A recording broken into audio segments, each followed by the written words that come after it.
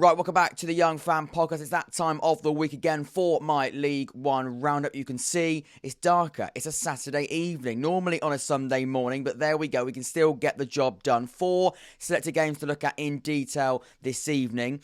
We'll be looking at them from a tactical perspective. How did those games pan out? Also, some key players as well. Let me know in the comment section down below. Are you happy with your team's Game Week 8 performance in Sky Bet League One? And by the way, thank you so much to everybody that has ever subscribed, but also recently as well. We've just hit 3,000 subscribers. Incredible. 3,000 subscribers is absolutely remarkable, and that's all down to you. So thank you so much for that. If you haven't subscribed, please hit that subscribe button, that red button just down below there. It's free, it's easy. Also, a little bell next to it. That's a notification bell that will notify you when I go live or do a recorded episode just like this one, because you don't normally want to miss these roundups, and you don't want to miss this one either, because we've got some corkers in League One. Lots of goals, lots of shocks as well. Let's get straight into it. Starting off with the first game, Derby County against Plymouth Argyle. So Derby County versus Plymouth Argyle is the first game we're going to be chatting about. And before we deep dive into it, what a game it was, by the way. We've got an amazing guy in the comment section who gives me a score based on my predictions I do on Thursday and the preview I do also on Thursday as well. He gives me scores based on correct scoreline, based on outcomes. It's really, really good. And it basically shows how bad I am at predictions. But he does my job for me. He's a brilliant, brilliant lad. And the reason why I mention it specifically for this one, I was really confident Derby, being the home side, Pride Park's been rocking so far this season. I did bang on about it. I said, Derby, the big reason why I think Derby have got this one in the bag is because I've been to Pride Park, it's bouncing, the atmosphere is incredible, home advantage anyway is huge. This season it has been for many years where there has been fans sort of, bar the COVID outbreak, which meant fans couldn't go into stadiums rather. And I just was so confident that Derby were able to get this job done. They weren't. And I'm sorry, if you believe in curse, you believe in jinx, I can only apologise, Derby County fans. I'll take this one. I'll happily take this one. But Plymouth, and that isn't because Plymouth aren't a good side, by the way, because clearly they are. Just look at this result. And also, look at last season. So far this season, they've been really good as well. Stephen Schumacher himself, and also he's a brilliant set of players. Let's have a look at the league table, because, you can see here, Plymouth third in the league after that win, 15 points in total, 3 wins on the bounce. As for Derby County, they wanted to win, back up their win last week with another one today at home. They weren't able to. They lose the game, and they're 11 points now after 7 games, 9th in the league. We'll come over to the stats in just a second, and also a key player as well. I think you're going to know exactly who that key player is, the number 9 for Plymouth. Sorry, not the number 9 for Plymouth. He was a substitute today, wasn't he? Number 16, I'm thinking of James Collins. Also, did have a good game as well. Who is number 9? Before we look at that, let's have a little look at the graph here. You can see it just on the left here. We always like the momentum graph. It just gives a really good indication of sort of how the game panned out. And you can see by looking at it, the home side being in green, Derby, the away side being in blue, Plymouth a little bit confusing, a little bit annoying, considering, of course, Plymouth play in green. But you can see in that first half, both sides did actually have some stints in the game. Derby, they took those chances. Well, they did have their moments, they did take them. The first goal came on the 26th minute, 1-0. It was James Collins. The second goal was the ex-Sheffield Wednesday winger, Nathaniel Mendez-Lang, 2-0 on the 38th minute, and that's how the first half ended. But generally, both sides did have their moments in that first half. Plymouth did have a bit of attacking momentum in that first 45, but weren't able to sort of retake that chance. And Derby, they were able to, and they were leading at the break 2-0. Now, I saw 2-0 at half-time. I thought, Derby, they've got this one in the bag. Another prediction. I think I might have got this one all right. Second half, though, complete change of tide. The tide completely changed. You can see by looking at it, it was just a Plymouth landslide really for the majority of it. So good for Plymouth in that second half. A game of 2 halves. Plymouth, I don't know what Stephen Schumacher said at half time, but he earned his money because the players came out in that second 45 and changed the rhythm of the game completely on its head. You can see how much of the attacking force they had in that second half, and they scored 3 goals from it. Derby actually started the second half just the better side, but as soon as that sort of clipped over, that first goal in the 56th minute, Morgan Whittaker, the loanee from Swansea City, as soon as that goal went in, that was it pretty much. From then on, Plymouth so much in control of the game and so good going forward. There's a bit of time actually between the first Plymouth goal and the second Plymouth goal. Sam Cosgrove, on loan from Birmingham, makes it 2-2 in the 77th minute, assisted by the new signing Ennis as well. And then in the 90th minute, Sam Cosgrove, on his debut, absolute hero, 3-2, 90th minute, is an absolutely brilliant win, such an important win for Argyle. And we look at finding key men, we didn't have to look too far. Substitute, not even starting the game as well, off the bench in the 75th minute, absolute game changer for Plymouth. Such an important goal for the goals for the lad, really. 15 minutes played, 2 shots on target, but the big stat there, look, we could try and break it down and pretend like other areas are good, and some of them are, but it's the 2 goals there, isn't it? It's the 2 goals, and the importance of those 2 goals came on, gave Plymouth something a little bit different, gave them a different sort of focal point in that side. And he caused Derby a real problem. They didn't know how to defend him, really, since he did come on. Really, really good. Only 7 touches as well with 2 goals. 50% pass accuracy. It wasn't really, other than the goals, an amazing performance. It doesn't matter. 8.6 out of 10 for him. And those, of course, 2 very, very important goals. You can see, looking at the average scores for these sides, Derby County had the better average scores for the individuals. 6.78 on average across their players that played, 6.7 for Plymouth Argyle. Defensively, not brilliant really for either side, nor the goalkeeper Michael Cooper or Joe Wildsmith had a brilliant set of individual stats there. But Joe Edwards, Morgan Whittaker, of course, who got the goal. Danny Mayer didn't have a bad game either. James Collins, of course, got an important goal, along with Nathaniel Mendez-Lang. Those 2 players thought at half-time they might be the match winners. They weren't, and that's how quickly things can change in League One. Looking at the stats here, 58% possession to Plymouth.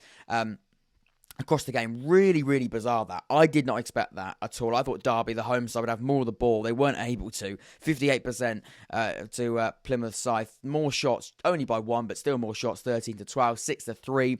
More shots off target, actually, for Derby. So they're going to be really frustrated about that. And looks as though they did have some moments in the game. They weren't really able to take them, particularly in that first half. More passes to Plymouth. It does look like Plymouth just had a really, really good game, and in particular, that second half. But there we go. That's the first game. Derby County against Plymouth. A really, really good win for Stephen Schumacher's side. Finishes 3-2 at Pride Park, but not the way that all of the fans in Pride Park, or the majority of them, would have wanted it to go. 3-2 is the final score to the away side. Brilliant, brilliant win for Plymouth Argyle.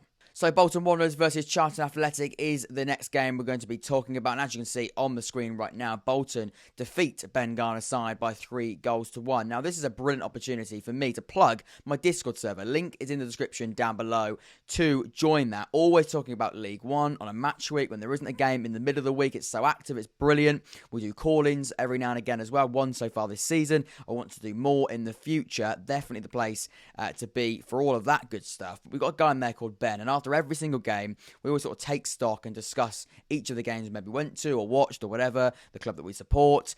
And Ben is a Charlton fan, and he gave his thoughts after a very disappointing Saturday, it must be said for him. So sorry, Ben. You might be in the comments. If you are, hello, mate. Hopefully you're well. And he said, and something that's really, really interesting that I wanted to bring into this part of the episode, because we are talking about Charlton. Too much of last season was his words. An aspect of too much, along the lines of there was too much in today's game of last season. And of course, we know last season was not good whatsoever. So to see aspects of last year, this season, after we thought Ben Garner, and he still might be, in fact, there's a high chance he still will be, embarking on a really, really successful reign as manager there, it's a little bit concerning. And although, like I say, there's a high chance he could be embarking on that, it is still very, very concerning, and it will be frustrating for sure, especially as a fan as well of the football club.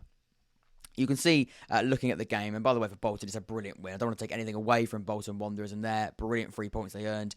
They actually went 1-0 down, Bolton. It was a Charlton goal in the 4th minute. Scott Fraser scored to make it 1-0 to Crystal Palace. Loney Raksaki got the assist. And then really, 5 minutes later, the Loney from Liverpool, Connor Bradley, assisted by Irondale, summer signing from Cambridge, makes it 1-1. And the 41st minute, it's 2-1. It's Kieran Lee. Connor Bradley, a brilliant first half. Did that lad have? Got an assist as well. It's 2-1. But you can see, looking at that first 45 on the graph here, started off at the away side, Charlton starting the strongest, of course, got the goal, and then a really big wave of Bolton attack, and they made the most of it and scored. Then really, Bolton took control for the majority of that first half. After that, Charlton had a little bit, and then Like I say, just before half-time, 4 minutes before the break, a perfect time to score, perfect time to take the lead. It is 2-1 through Kieran Lee, like mentioned previously. Then the second half started quite slow. I mean, Bolton just about took control, then Charlton got back into rhythm, and then Bolton pretty much from then on, in the midst of a goal there, George Johnston makes it 3-1, 76th minute, perfect goal at the perfect time, you'd say. And then, 15 minutes to go, they see it out and they do a really good job of it, and it finishes 3-1. But you can see there, Charlton not really having a great performance. Moments, you'd say, in that second half, a little bit between about the 50th minute, I want to say, to the 70th minute, you'd say they did have a little bit of control, and going forward, they look good, but generally not brilliant. And Bolton were really, really good today. So good going forward, in control in those attacks, and making the most of those attacks when they came along. We'll, of course, be dedicating an episode to the transfer window, speaking about my winner of the window, a tier list.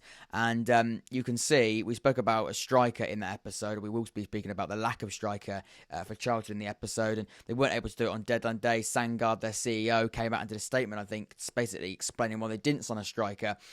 Either way, however they couldn't do it, they didn't. And Jayden Stockley, who isn't a bad number 9, very physical, very tall, definitely difficult to defend against. He wasn't able to break the deadlock for himself today, and weren't able to really do much else. I mean, Raksaki had a decent opportunity going forward in that 4-3-3 on that right-hand side. Charlie Kirk, of course, who had spells at Crewe. I think he had a quite large spell at Crewe before he went to Blackpool on loan. And also in the midst of that was actually owned by Charlton. Yeah, it wasn't really good. And I think the striker will be the talking point now, and that's exactly what Charlton would not have wanted, having to come out and explain why they didn't get a new number 9 or another number 9 to help Jayden Stockley sort of going forward, and then lose the game 3-1. It's not a great look. In terms of a good performer, Jack Irondale for Bolton, the lad from Charlton. Not from Charlton. I think Charlton fans would want Jack Irondale on their side this afternoon. From Cambridge United, they signed him in the summer. Is it going to be annoying? No, it's not. See, 8 out of 10 rating for him due to SofaScore, 1 assist in the game. Really good pass accuracy. In terms of his duels as well, did well. His aerial duels, he won 100%. He won 50% of his ground duels. But on that left-hand side, you can see his heat map there, up and down that left-hand side with ease. So good as that wing-back, and fits that Ian Evatt side to an absolute T in terms of his positioning and the way that he likes to play, his energy, his enthusiasm. Absolutely brilliant. So great performance for him. In terms of the league table, where does that see these sides after this result? Not great, you'd imagine, for Charlton, who tumbled down to 12th and now without a win in their last 3. As for Bolton, a win to sort of end that losing streak, which is really, really important for them, especially as well as going 1-0 down very early in the game, but hit back straight away. 3 wins, 2 draws and 2 losses. Like I say, back to winning ways for them. 11 points, just outside that top 6. In fact, 1 point away from that top 6. That's for Charlton, like I say there. There will be a little bit of frustration. But that is the game there. Bolton against Charlton. It finishes 3-1 to Ian Evatt's side. Disappointing for Charlton. But Bolton, a brilliant win, an important win for them. Right, let's go over to the penultimate game of the episode. It's time we talk about Pompey, because it's another, and something is happening, by the way. Something is happening at Pompey. Something is going on there. They are getting better and better week in, week out.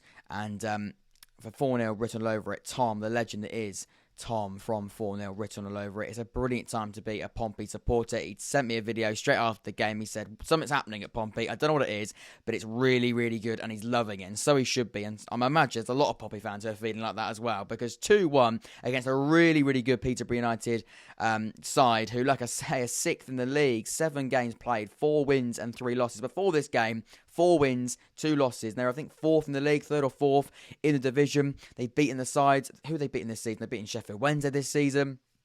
Of course, they've smashed Lincoln 4-0. It's back-to-back defeats now for Grant McCann's side. But it's a really, really, really good win for Pompey, who, like I say, now are continuing on a very, very good run. Another win for them. 5 wins on the bounce. It could be even more. I think it is 5 wins in League One on the bounce, yes.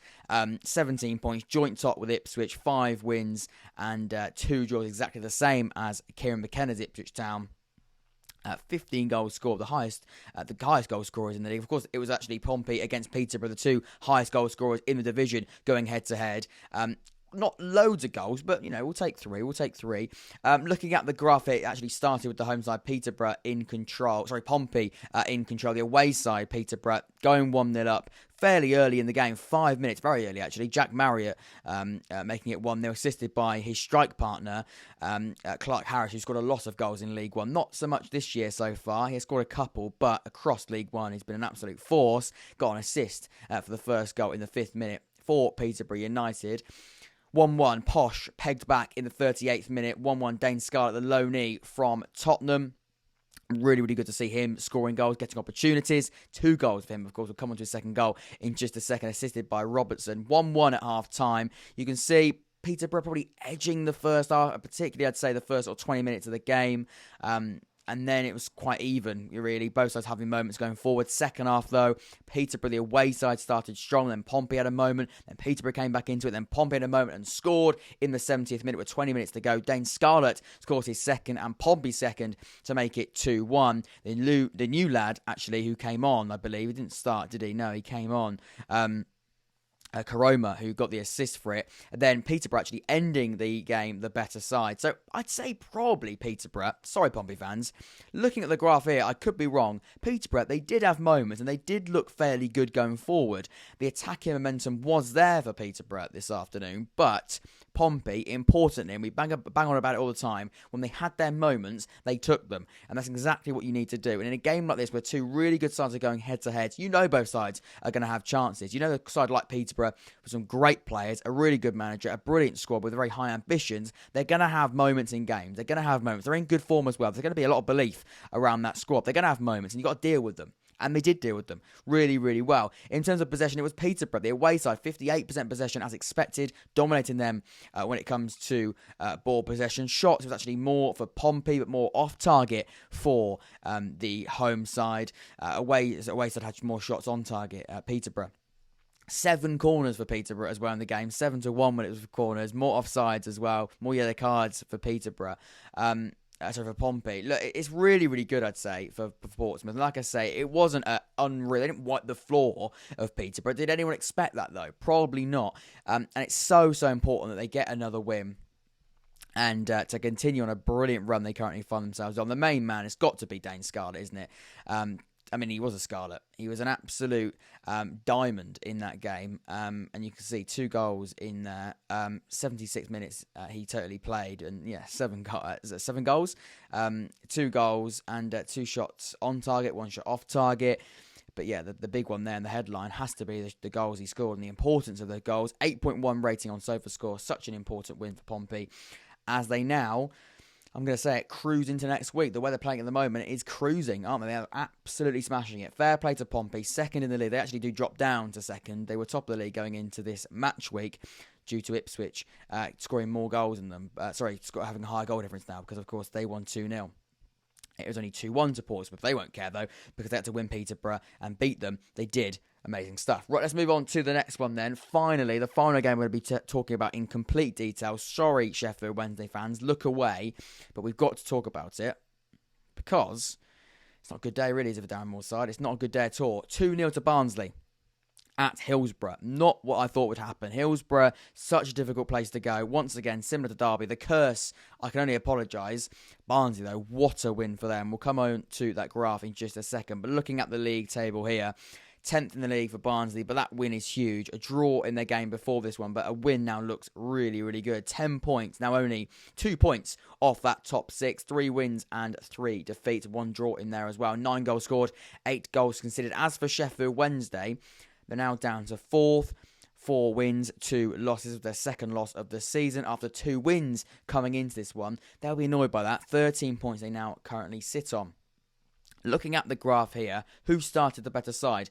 I'll be fair, second half though, much better game of football, but we'll come on to that. First half, started off really the home side taking control, then Barnsley, a really big moment in that game, then Sheffield Wednesday came back into it for a bit of a patch around the 30th to 40th minute, and then on the 34th minute, Devontae Cole makes it 1-0, big goal for the away side. the end of the first half does end with Sheffield Wednesday in a little bit of domination. But generally, across that first 45 minutes, Barnsley did have moments going forward, and better moments, I'd say, in the attacking phase. As for the second half, Sheffield Wednesday really starting that second half strong. Really, really good moment for them. Weren't able to take the chance. The opposite of the recent games we've been speaking about Bolton. But also Portsmouth are a really good example of that as well. When they do have moments, you've got to take them. Sheffield Wednesday will be kicking themselves, but in the second half, the first moments of that second half, they definitely should be taking the lead, equalising in the game. They weren't able to. Barnsley then have a bit of a moment in between, another big Sheffield Wednesday moment, and then a big, it's a graph, isn't it? It's a big graph, a big spike, you'd say. And Barnsley, they do take a 2-goal lead. It's James Norwood, somebody who, again, for Ipswich, didn't do amazingly well last season. Scored a couple of goals, released, and Barnsley got him involved and signed him up. 2-0. Big goal for James Norwood, 74th minute, assisted by Connell. Nothing much happened in terms of the rest of the game. I mean, Sheffield Wednesday did have another moment. Then Barnsley came forward, and then Sheffield Wednesday finished the game probably the strongest side. But generally, what a win for Barnsley, taking their chances when they came. And, Sheffield Wednesday, how do they sort of look back at this performance now? I mean, they'll be kicking themselves. That second half, they definitely did have chances. 58% possession to the home side, 42 to the away, 14 shots, so more shots, actually, for the side who won the game.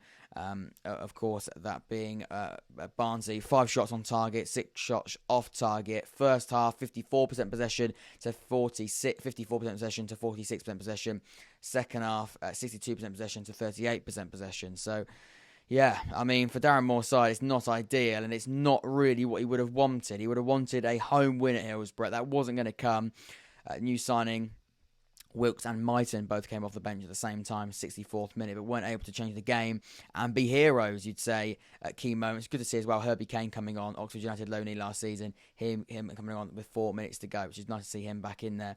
In terms of a key player, I mean, there's a few candidates for it. I mean, the goal scorer, Devontae Cole, really, really good moment for him. Great game. Why does it keep doing that? Why does it keep going into his individual stats? Here we go. 7.4 rating on SofaScore. Played 74 minutes in the game. A very important goal. 25 shots, touches across that game. 2 shots on target, 1 shot off target. In terms of ground duels, he did a good job as well. There's sort of 2 men up top for Sheffield Wednesday. You can see where that went wrong. The finishing department, the final third just wasn't there.